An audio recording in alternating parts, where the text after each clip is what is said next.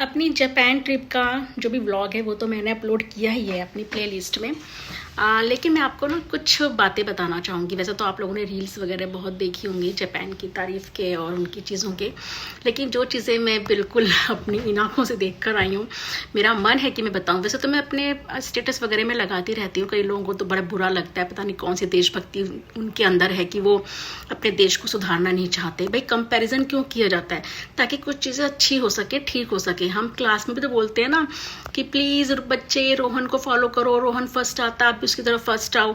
ऐसे हम करते हैं ना कंपैरिजन, तो क्या बुरा है? तो ये जो है ना, ये वाली देशभक्ति ये देश को खोखला करती है। हमें जहाँ से भी कुछ अच्छा मिले हमें सीखना चाहिए। सबसे पहले हम बात करते हैं वहाँ की सड़कों की। वहाँ की सड़कें एकदम साफ, सब अपनी लेन में चलते हैं। जहाँ पे भी रोड क्रॉस करने की जगह होती है वहीं से रोड क्रॉस किया जाता है। मैं ऐसा इसलिए कह रही हूँ, सब जगह ही होता है कि भाई रोड क्रॉस करने की जगह। मैं आपको एग्जांपल देती हूँ कि सामने लेफ्ट और राइट साइड में मार्केट्स हैं और बीच में रोड है, मेन रोड है, ठीक है। तो जब रेड लाइट होती है तो लोग क्या करते हैं कि भाई मार्केट में घूम रहे हैं, रोड क्रॉस करनी है, तो गाड़ियाँ खड़ी उसके बीच में से होकर गुजर जाते हैं। वहाँ पर फाइन लग जाएगा। वहाँ पर जो ज़ेब्रा क्रॉसिंग बना हुआ है, जहाँ से पैदल लोगों को क्रॉस करने के लिए जगह बनी है, आपको वहीं से क्रॉस करना पड़ेगा। और इतनी प्लान सिटी है वो कि आपको ऐसी जगह से रोड क्रॉस करने के लिए जगह मिली हुई है कि वहीं से आपको मेट्रो या आपको रिहायशी एरिया है, सब आपको उसी वाली रोड से मिलेगा। तो बीच में से आपको रोड क्रॉस करने का सवाल ही नहीं उठता है। ये चीज़। दूसरा, जो मार्केट के सामने का स्पेस होता है, फुटपाथ लोगों के चलने का बिल्कुल खाली होता है। दुकानदारों ने कब्जा नहीं किया होता, गंदगी नहीं, मतलब सफाई की तो मैं क्या ही बात करूं। रात को ही वहाँ की सड़कें धुल जाती हैं, ठीक है, और सुबह तक एकदम नीट एंड क्लीन, और बीच बीच में भी सफाई होती रहती है। यही नहीं कि आप ऑफिस और स्कूल के लिए निकल रहे हैं तो आपके मुंह के ऊपर झाड़ू लग रहा है या कूड़े वाली गाड़ी कूड़ा गिराते हुए घूम रही है। ऐसा वहाँ पर बिल्कुल भी नहीं होता है। दूसरी चीज़, पब्लिक वॉशरूम। मतलब कि इतनी ज़्यादा तवज्जो दी जाती है ना पब्लिक वॉशरूम के लिए कि मैं क्या बताऊं। और क्वालिटी, मतलब कि जो सफाई का जो एक लेवल है ना, वो पूरे जापान में हर वॉशरूम का बराबर है। अदरवाइज क्या होता है, मॉल के वॉशरूम अच्छे, एयरपोर्ट के वॉशरूम अच्छे, लेकिन छोटी जगह के वॉशरूम गंदगी से भरे होते हैं। वहाँ पे ऐसा नहीं है। कहीं का भी वॉशरूम हो, उसका जो सफाई का लेवल है बिल्कुल इक्वल होता है। उसके अंदर जो फीचर्स होते हैं वो कम ज़्यादा होते हैं, लेकिन एक जो स्टार्टिंग है ना, कॉमन फीचर्स, वो तो होने ही होने हैं। उसके बाद म्यूजिकल, गरम ठंडा सीट, सब ये तो अपना हिसाब किताब अलग ही होता है। दूसरा, सिविक सेंस बहुत ज़्यादा है, ये तो सबको ही पता है। मेट्रो में सफ़र करने वाले लोग चिल्ला चिल्ली नहीं करते, ज़ोर ज़ोर से फ़ोन पर बात नहीं करते, अपना जो भी होता है हेडफोन लगा के रखते हैं, उसी में सुनते हैं। आसपास वालों को कोई प्रवचन या कोई स्पीच या कोई फिल्म नहीं सुना रहे होते। मतलब कि सामने वाले की प्राइवेसी का ख्याल रखते हैं। जहाँ हैपनिंग जगह होती है, अलॉट की होती है, वहाँ पर यूथ जो है अपना मस्ती करता है, सब कुछ करता है। लेकिन पब्लिक प्लेस में लोग बहुत ही एटिकेट्स के साथ में रहते हैं। और आप कहीं पे जाएंगे शॉप में, कहीं पे भी दोनों हाथों से पैसे लेना, पे दोनों हाथों से पैसे देना, ये चीज़ उनकी मुझे बहुत ही ज़्यादा अच्छी लगी। उनके होटल्स में, रेस्टोरेंट्स के बाहर सब चीज़ों का डिस्प्ले होता है, जो मेन्यू होता है विद रेट, और जो चीज़ नहीं है, ख़त्म हो गई, वो सब वहाँ पर डिस्प्ले होती है। जापान की सड़कों पर पीले रंग की एक ट्रैक चलती है, उसके ऊपर ऐसे बोलते हैं ना, खुरदुरा सा बना होता है, वो होती है ब्लाइंड लोगों के लिए, दृष्टिहीन लोगों के लिए। वो उस पर अपनी स्टिक से चल सकते हैं, उनको जहाँ जाना है पहुँच सकते हैं। और हर लिफ्ट में, हर वॉशरूम में, पब्लिक ट्रांसपोर्ट में ब्रेल में ज़रूर लिखा होता है, ताकि वो पढ़ पाएँ और समझ पाएँ। ट्रेन से उतरते समय डिसेबल लोगों के लिए, हैंडीकैप लोगों के लिए प्रॉपर लोग होते हैं जो उनकी हेल्प करते हैं।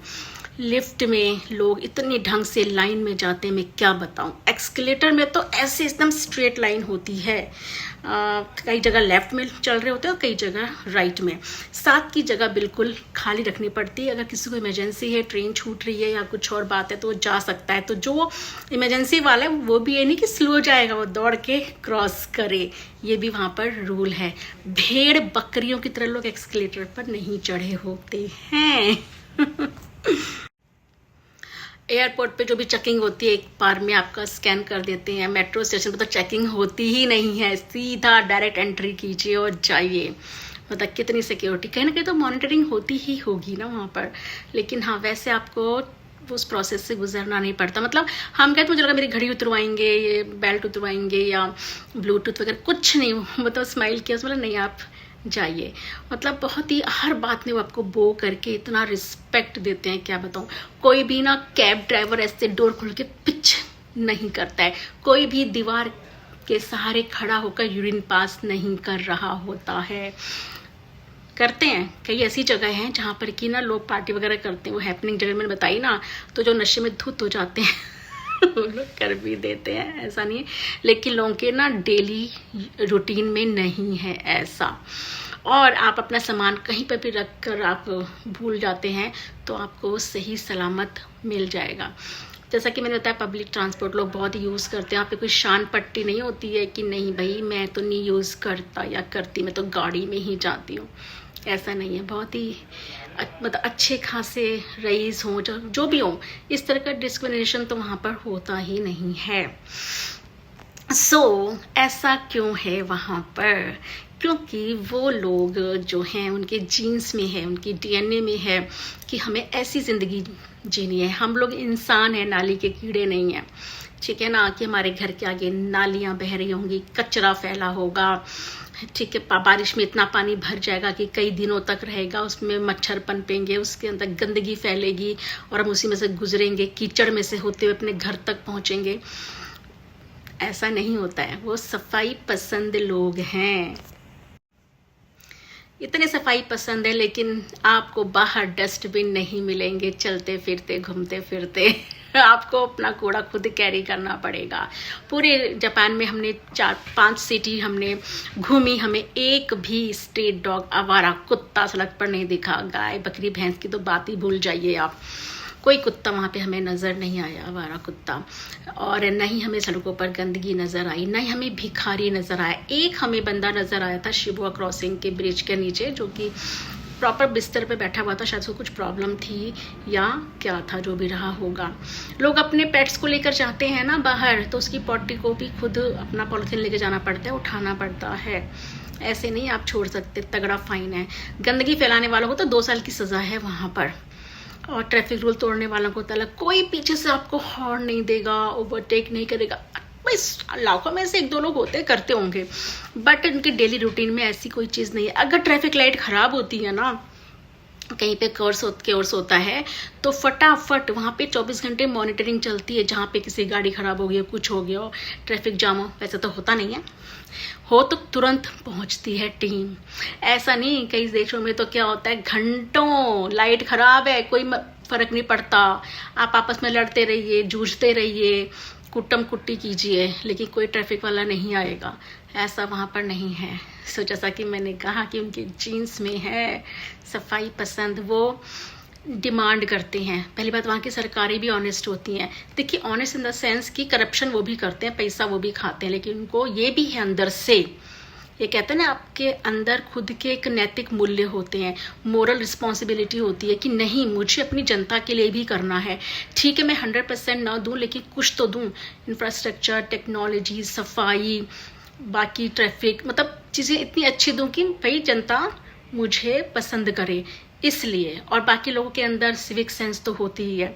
ऐसा नहीं होता वहाँ पे लोग की भी सरकारें ना करें तब भी हम पूजते जाएं, क्योंकि मेरी जाति मेरी धर्म का है, मेरी पसंद की पार्टी है, कुछ भी हो जाए वाह वाह वाह मैं करते रहूं।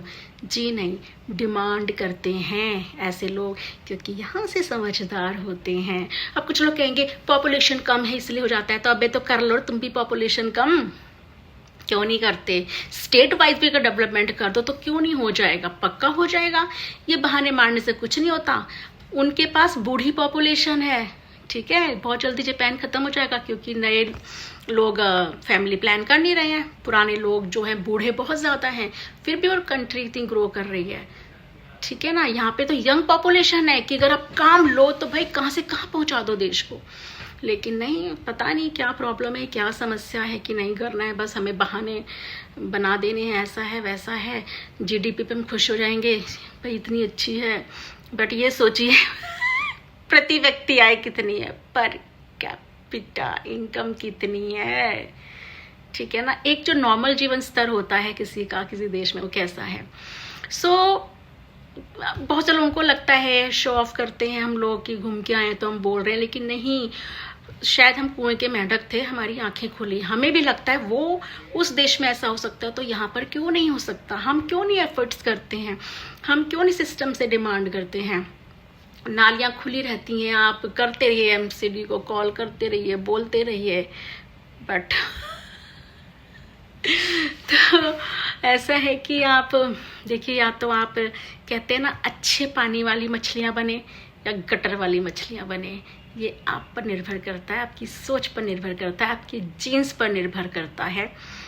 अगर आपको उसी गंदगी में रहने की, अगर देखो आप आवाज नहीं उठा रहे हो ना, आप डिमांड नहीं कर रहे हो या आप मेरी बात को भी अपोज कर रहे हो, तो इसका साफ मतलब है कि आप आदी हो चुके हो उस गंदगी, उस गटर में रहने की। अगर आप मुझे शर्मिंदा करने की कोशिश कर रहे हो कि मैं बोल देती हूँ स्वर्ग है, वो ये वो, और आप मुझे शर्मिंदा करने की कोशिश करते हो, तो भी आपको आदत है, आपको गंदगी में, आपको उस गंदे वॉशरूम में जाने की, आपको उस नाली में रहने की आदत है। आप नहीं डिमांड कर रहे हो, आप एक ऐसी मछली हो जो साफ पानी में नहीं रहना चाहती है, ठीक है ना। शायद एक कुछ मछलियाँ होती है ना साफ पानी में रह के मर जाती हैं, शायद आप वही हो, आपको लगता होगा मैं मर ना जाऊँ, जरा सा पानी मिल जाए तो। खैर कुछ भी है, तो मेरा जापान का अनुभव बहुत अच्छा रहा और मैं बिल्कुल चाहूँगी कि ऐसा ही देश हमारा भी बने। इसके लिए हम सबको मिलकर प्रयास करने होंगे। हाँ, ये जो डेवलप्ड कंट्रीज है ना, उनमें मोस्टली लोगों की सोच यही होती है कि सरकारें सर्विस प्रोवाइडर हैं, हम लोग टैक्स पेयर। तो हम जब टैक्स पे कर रहे हैं तो हमें अच्छी सर्विस मिलनी ही चाहिए। अगर हमें नहीं मिल रही है कोई भी चीज़ अच्छी, चाहे सफाई, चाहे इंफ्रास्ट्रक्चर या कुछ भी, स्कूल वगैरह, तो भैया किस बात का टैक्स हम पे कर रहे हैं, तो हमें ज़रूर जवाब मांगना चाहिए। तो भगवान खुदा मत बनाओ किसी को भी। सर्विस प्रोवाइडर है, अपनी सर्विस को जांचो परखो, सही से मिली है या नहीं मिली है। अदरवाइज तो फिर ऐसी है, बस हम दूसरे देशों को देख देख के ही खुश होते रहेंगे। ठीक है, तो जागो इंडिया, जागो।